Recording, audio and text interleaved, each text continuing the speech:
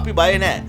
වැරදි කරන කිසිම එකෙකුට මම බය නැහැ. ආවේගශීලී වෙන හේතුවක් තියෙනවා. මේවා මේ විදිහට වෙනකොට මිනිස්සුන්ටයි අසාධාරණ වෙන්නේ.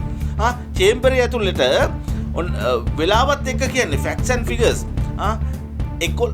11:25ට යනවා වන්නි ආරච්චි. චේම්බරේ ඇතුළට. හම්බෙන්නේ කවුද?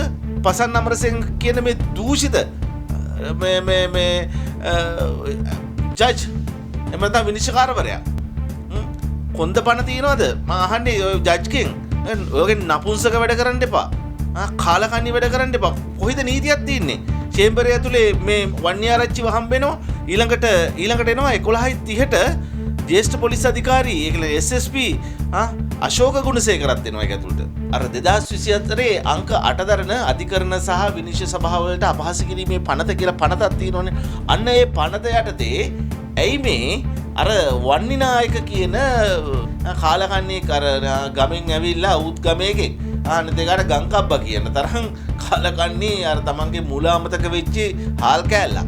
එතකොට මේ හාල් කෑල්ලට ඇයි නීතිය ක්‍රියාත්මක කරන්න බැරි වුණේ මේ පසන් අමරසේන විනිශ්චයකාරතුමා? අර තමන්ගේ මිනිස්සුන්ටම කත් අදින ඔබ වගේ විනිශ්චයකාරවරු රටට සාපයක්.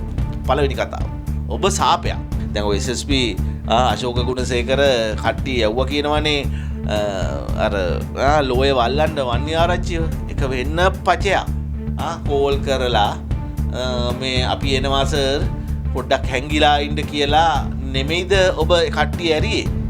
ඔබ නැහැ කියනවද? ඔබ නැහැ කියනවා නම් පුළුවන් නම් පෙන්වන්න. කෝ අර අධිකරණයෙන් ගත්තු සර්ච් වොරන්ට් එක. මෙහෙම පොලිස් පොඩ්ඩාව ඇතුළට දාන්න කියලා අර අරයාගේ කෝල් එකට හා කිව්වේ නැත්තම් කරුණාකර ඔබතුමා ප්‍රකාශයක් කරන්න. මොකද රටේ ජනතාව බලන් ඉන්නවා. ඔබතුමා නිර්දෝෂී කියලා. ඔබතුමා එහෙම කිව්වේ නැහැ කියලා පුළුවන් නම් ප්‍රකාශයක් කරන්න.